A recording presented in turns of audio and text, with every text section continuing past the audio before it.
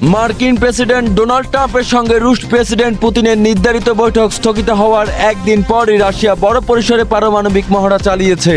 Kremlin জানিয়েছে, মহড়ায় আন্তদেশীয় ballistic ক্ষেপণাস্ত্রের অনুশীলন করা হয়েছে। এই ক্ষেপণাস্ত্র যুক্তরাষ্ট্রে আঘাত করতে সক্ষম। ফোনে মোদি ট্রাম্পের গুরুত্বপূর্ণ আলাপ। দ্বিপাক্ষিক সম্পর্ক, আঞ্চলিক নিরাপত্তা ও বাণিজ্য ইস্যুতে হয়েছে বিস্তর আলোচনা। বিশ্লেষকরা বলছেন, এই সংলাপ ভারত মার্কিন কূটনীতিতে নতুন দিক উন্মোচন করতে পারে। ফিলিস্তিন রাষ্ট্রকে স্বীকৃতি চায় যুক্তরাষ্ট্রের বেশিরভাগ নাগরিক। রয়টার্স ইপসোর্স জরিপে দেখা গেছে 80% ডেমোক্রেট ও 41% রিপাবলিকান ফিলিস্তিনকে রাষ্ট্র হিসেবে মানতে চান। নেটিজেনরা বলছেন, এই ফলাফল ওয়াশিংটনের মধ্যপ্রাচ্য নীতিতে বড় পরিবর্তনের ইঙ্গিত দিচ্ছে। রাশিয়ার প্রধান দুই তেল কোম্পানির উপর যুক্তরাষ্ট্রের কঠোর নিষেধাজ্ঞা। ওয়াশিংটন জানায়, ইউক্রেন যুদ্ধকে অর্থায়ন করছে এসব প্রতিষ্ঠান। যুক্তরাষ্ট্রের এই পদক্ষেপে রাশিয়ার জ্বালানি খাতে বড় ধাক্কা লাগতে পারে। ইসরায়েলের বিরুদ্ধে নিষেধাজ্ঞার আহ্বান জানালেন খ্যাতিমান ইহুদি ব্যক্তিরা। গাজায় ইসরায়েলি আগ্রাসন ও মানবাধিকার লঙ্ঘনের প্রতিবাদে আহ্বান জানানো হয়েছে। সমালোচকরা বলছেন, এটি ইসরায়েলি নীতির বিরুদ্ধে বিশ্বজুড়ে ইহুদিদের অভূতপূর্ব অবস্থান। ইসরায়েলের বর্বর হামলায় ধ্বংসস্তূপে পরিণত গাজা। খালি হাতে ধ্বংসস্তূপ সরিয়ে মৃত স্বজনদের খুঁজছেন ফিলিস্তিনিরা। আন্তর্জাতিক মঞ্চে মানবিক সংকট ও তাৎক্ষণিক তদারকির দাবি তীব্রভাবে জোর পাচ্ছে। জার্মানির শীর্ষ বাণিজ্যিক অংশীদার হিসেবে যুক্তরাষ্ট্রকে ছাড়িয়ে গেল চীন। এক প্রতিবেদনে রয়টার্স জানিয়েছে, যুক্তরাষ্ট্রের জার্মান পণ্য রপ্তানিতে উচ্চ শুল্কের প্রভাবে চীন এ জায়গা দখল করেছে। ইসরায়েলের সঙ্গে যুদ্ধবিরতি হলেও পাল্টায়নি গাজাবাসীর জীবন, কেননা আগের মতোই দমন নিপীড়ন চালিয়ে যাচ্ছে ইসরায়েল। এছাড়াও বিক্ষিপ্তভাবে প্রতিদিনই চলছে হামলা, আটকে রেখেছে ত্রাণ সহায়তাও। দর্শক, এতক্ষণ শুনছিলেন শিরোনাম, এবার বিস্তারিত।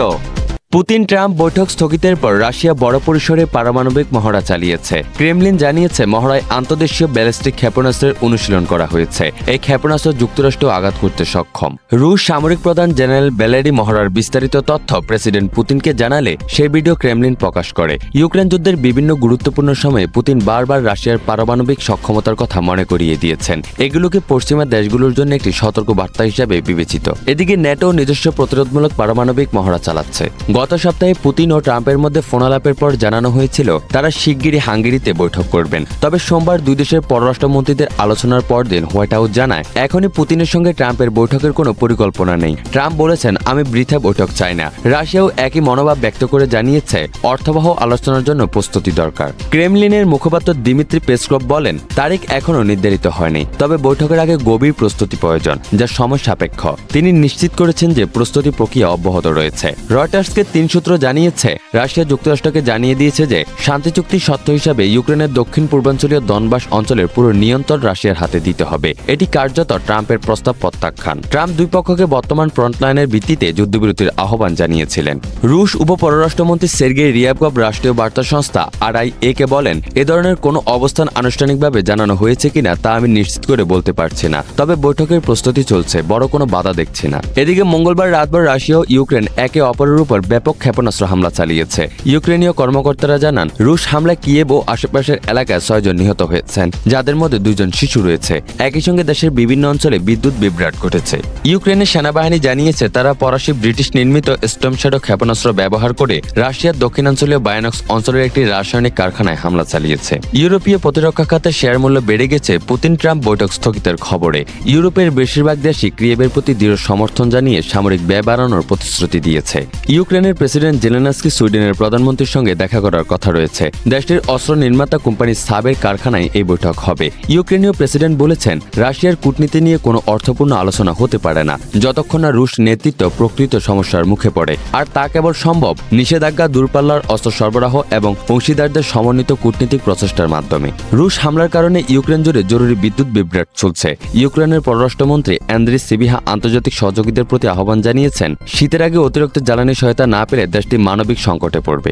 দীর্ঘদিনের অচলাবস্থা কাটিয়ে যুক্তরাষ্ট্র ও ভারত একটি নতুন দ্বিপাক্ষিক বাণিজ্য চুক্তি স্বাক্ষরের দ্বারপ্রান্তে পৌঁছেছে। চুক্তিটি কার্যকর হলে যুক্তরাষ্ট্র ভারতীয় পণ্যের উপর শুল্ক 50% থেকে কমিয়ে 15 থেকে 16% নামিয়ে আনবে বলে জানিয়েছে ভারতীয় সংবাদ মাধ্যম মিন্টের প্রতিবেদনের 3 জন সংশ্লিষ্ট সূত্রে বরাতে বলা হয়েছে, জ্বালানি ও কৃষিখাত এই চুক্তির মূল কেন্দ্রবিন্দু। চুক্তির অংশ হিসাবে ভারত ধীরে ধীরে রাশিয়া থেকে অপরিশোধিত তেল আমদানি কমাতে পারে বলে প্রতিবেদনে উল্লেখ করা হয়েছে। এই বিষয়ে ভারতের বাণিজ্য ও শিল্প মন্ত্রণালয় এবং হোয়াইট হাউস এখনও আনুষ্ঠানিক কোনো মন্তব্য করেনি। ফোন আলাপে যুক্তরাষ্ট্রের প্রেসিডেন্ট ডোনাল্ড ট্রাম্প ও ভারতের প্রধানমন্ত্রী নরেন্দ্র মোদী মূলত বাণিজ্য নিয়েই কথা বলেন। ট্রাম্প জানান, আলোচনায় জ্বালানি বিষয় ছিল এবং মোদী তাকে আশ্বস্ত করেছেন যে ভারত রাশিয়া থেকে তেল আমদানি সীমিত করবে। প্রধানমন্ত্রী মোদী এক্সে ট্রাম্পের ফোন ও দীপাবলির শুভেচ্ছার জন্য ধন্যবাদ জানিয়ে লিখেছেন, আলোকের এই উৎসবে আমাদের দুই মহান গণতন্ত্রের জন্য আশা জাগিয়ে রাখে এবং সব ধরনের সন্ত্রাসবাদের বিরুদ্ধে ঐক্যবদ্ধভাবে দাঁড়িয়ে থাকে।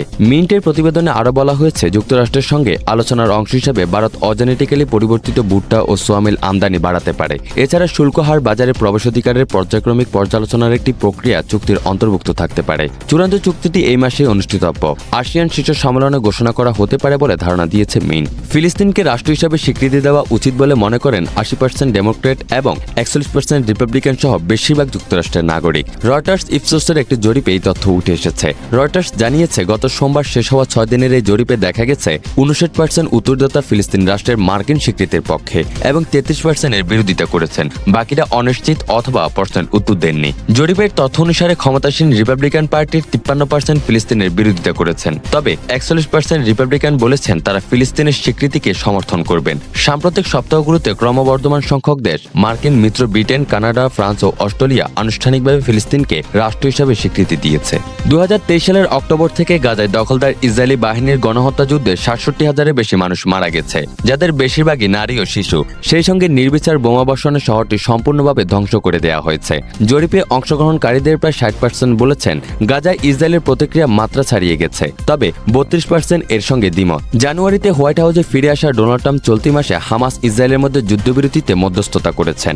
রয়টার্স ইপসোস জরিপে ইঙ্গিত দেওয়া হয়েছে যে ট্রাম্পের গাজা পরিকল্পনা যদি কার্যকর হয় তাহলে মার্কিন জনগণ তাকে কৃতিত্ব দিতে প্রস্তুত। জরিপে অংশগ্রহণকারীদের প্রায় 51% এর সঙ্গে একমত যে শান্তি প্রচেষ্টা সফল হলে ট্রাম্প উল্লেখযোগ্য কৃতিত্বের দাবিদার, তবে 42% এর সঙ্গে দ্বিমত পোষণ করেছেন। প্রসঙ্গত, রয়টার্স ইপসোর্সের জরিপটিতে যুক্তরাষ্ট্রব্যাপী 4,385 জনের কাছ থেকে প্রতিক্রিয়াটি সংগ্রহ করা হয়। রাশিয়ার বৃহত্তম দুই তেল কোম্পানি রোজনেফট ও লুক অয়েলের উপর নিষেধাজ্ঞা আরোপ করেছে যুক্তরাষ্ট্র।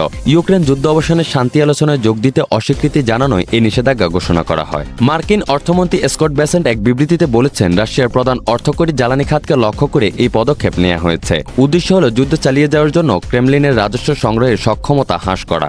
একই সঙ্গে ইউক্রেনে অবিলম্বে যুদ্ধবিরতির আহ্বান জানিয়েছে স্কট বেসেন্ট। বলেছেন, এখনই হত্যাকাণ্ড বন্ধ এবং অবিলম্বে যুদ্ধবিরতি কার্যকর করতে হবে। তিনি আরও বলেন, মার্কিন প্রেসিডেন্ট ডোনাল্ড ট্রাম্পের আরেকটি যুদ্ধ শেষ করার প্রচেষ্টাকে সমর্থন করতে প্রয়োজনে অর্থ মন্ত্রণালয় আরও পদক্ষেপ নিতে প্রস্তুত। ইউক্রেন ইস্যুতে মার্কিন প্রেসিডেন্ট ডোনাল্ড ট্রাম্প ও রাশিয়ার প্রেসিডেন্ট পুতিনের মধ্যে পরিকল্পিত দ্বিতীয় বৈঠক স্থগিত করার মাত্র একদিন পরেই এই নিষেধাজ্ঞা ঘোষণা করা হলো। ইউক্রেনে অবিলম্বে যুদ্ধবিরতির আহ্বান ক্রেমলিনের পক্ষ থেকে প্রত্যাখ্যান করার পরই এই পরিস্থিতি তৈরি হয়।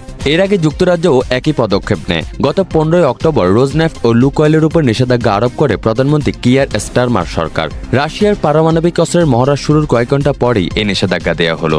বুধবার নতুন শক্তি প্রদর্শনের অংশ হিসাবে ক্রেমলিন একটি ভিডিও প্রকাশ করে। তাতে দেখা যায় রাশিয়ার সেনাপ্রধান জেনারেল ভ্যালেরি গেরাসিম প্রেসিডেন্ট পুতিনকে মহড়ার খবরাখবর জানাচ্ছেন। রাশিয়া জানিয়েছে তারা স্থল, সাবমেরিন ও বিমানের লঞ্চার থেকে ক্ষেপণাস্ত্র ছুড়েছে।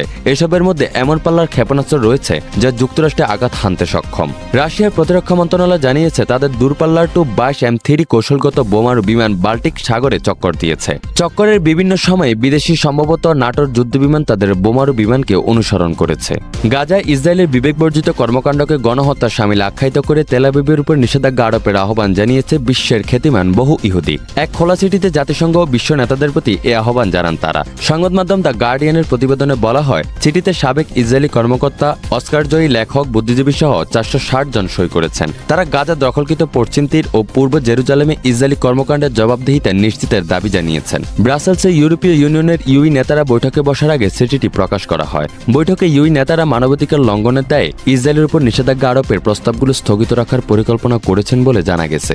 খোলা চিঠিতে সইকারীরা বিশ্ব নেতাদের প্রতি আন্তর্জাতিক বিচার আদালত, আন্তর্জাতিক অপরাধ আদালতের রায় মেনে চলার, ইসরায়েলকে অস্ত্র সরবরাহ বন্ধ করার মাধ্যমে আন্তর্জাতিক আইন লঙ্ঘন থেকে বিরত থাকার, সুনির্দিষ্ট নিষেধাজ্ঞা আরোপ এবং গাজায় পর্যাপ্ত মানবিক সহায়তা নিশ্চিত করার আহ্বান জানিয়েছেন। এছাড়াও শান্তি ও ন্যায় বিচারের পক্ষে যারা কথা বলছেন তাদের বিরুদ্ধে ইহুদি বিদ্বেষের মিথ্যা অভিযোগ প্রত্যাখ্যানের অনুরোধ জানান এই ইহুদি ব্যক্তিরা। দখলদার ইসরায়েলের বর্বর হামলায় ধ্বংসস্তূপে পরিণত হয়েছে ফিলিস্তিনের গাজা উপত্যকা। এসব ধ্বংসস্তূপের নিচে পড়ে আছে হাজার হাজার ফিলিস্তিনির মরদেহ। ইসরায়েলের সঙ্গে 2 সপ্তাহ আগে যুদ্ধবিরতি কার্যকর হওয়ার পর সেসব ধ্বংসস্তূপ খালি হাতে অথবা হাতে চালিত মেশিন দিয়ে সরিয়ে প্রিয় স্বজনদের মরদেহ বের করার চেষ্টা করছেন সাধারণ মানুষ। আল জাজিরার সাংবাদিক হানি মাহমুদ গাজা সিটি থেকে বলছেন, যুদ্ধবিরতি শুরু হওয়ার পর থেকে মানুষ খালি হাতে ধ্বংসস্তূপ সরিয়ে মরদেহ উদ্ধারের চেষ্টা করছেন। এসব মানুষ যুদ্ধবিরতির পর উত্তরাঞ্চলে নিজেদের বাড়িতে ফিরে যান। তিনি বলছেন, চলতি বছরের জানুয়ারিতে আরেকবার যুদ্ধবিরতি হলেও ওই সময় অনেক মানুষ নিজ বাড়িতে ফিরতে পারেননি। তারা ব্যস্তযুত অবস্থায় অস্থায়ী ক্যাম্পগুলোতে ছিলেন। শুধুমাত্র নতুন যুদ্ধবিরতির পরই তারা বাড়িতে ফিরেছেন। হানি মাহমুদ জানিয়েছেন, যুদ্ধের আগে গাজার দক্ষিণ পূর্বাঞ্চলে তেল এল হাওয়া ছিল একটি সুন্দর ও গেট দ্বারা সুরক্ষিত এলাকা, কিন্তু ইসরায়েলি সেনারা পুরো এলাকাটিকে ধ্বংসস্তূপে পরিণত করেছে। সেখানকার প্রায় সব বাড়ি ধসিয়ে দেওয়া হয়েছে। 2 সপ্তাহ ধরে যুদ্ধবিরতি চললেও এটি খুবই ভঙ্গুর অবস্থায় আছে। ইসরায়েলি সেনারা গত সপ্তাহে ব্যাপক বোমাবর্ষণ করে একদিনে 45 ফিলিস্তিনিকে হত্যা করে। এরপর মধ্যস্থতাকারী দেশগুলোর চাপে তারা যুদ্ধবিরতি কার্যকর করতে আবারও বাধ্য হয়। তা সত্ত্বেও প্রতিদিন কোথাও না কোথাও হামলা চালাচ্ছে তারা।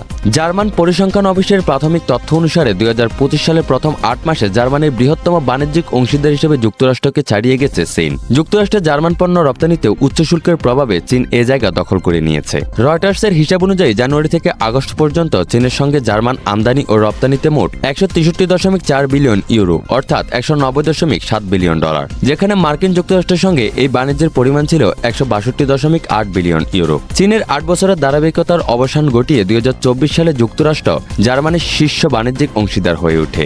জার্মানি চীনের উপর নির্ভরতা কমাতে চাওয়ার পর এই পরিবর্তন এসেছিল। তবে এই বছর ডোনাল্ড ট্রাম্পের হোয়াইট হাউসে ফিরে আসা এবং নতুন করে শুল্ক আরোপের ফলে বাণিজ্যের গতিশীলতা আবারও পরিবর্তিত হয়। শুল্কের কারণে যুক্তরাষ্ট্রে জার্মান রপ্তানি কমেছে। 2024 সালের তুলনায় বছরের প্রথম 8 মাসে 7.4% কমে 99.6 বিলিয়ন ইউরোতে দাঁড়িয়েছে। আগস্ট মাসে যুক্তরাষ্ট্রের রপ্তানি গত বছরের একই সময়ের তুলনায় 23.5% কমেছে। বিজিএ বৈদেশিক বাণিজ্য সমিতির প্রেসিডেন্ট ডার্ক জান্ডুরা রয়টার্সকে বলেন, কোনো সন্দেহ নেই যে মার্কিন শুল্ক ও বাণিজ্য নীতি বিক্রয় হ্রাসের একটি গুরুত্বপূর্ণ কারণ। ইসরায়েলের সঙ্গে যুদ্ধবিরতি হলেও পাল্টায়নি গাজাবাসীর জীবন। কেননা আগের মতোই দমন নিপীড়ন চালিয়ে যাচ্ছে ইসরায়েল। এছাড়াও বিক্ষিপ্তভাবে প্রতিদিনই চলছে হামলা। গাজার লাইফলাইন হিসেবে পরিচিত রাফা ক্রসিংও খুলছে না ইসরায়েল বাহিনী। আটকে রেখেছে ত্রাণ সহায়তাও। নিজেদের এসব দুঃখ দুর্দশার কথা নিজেরাই প্রকাশ করেছেন ফিলিস্তিনিরা। আল জাজিরার প্রতিবেদনে এসব তথ্য উঠে এসেছে।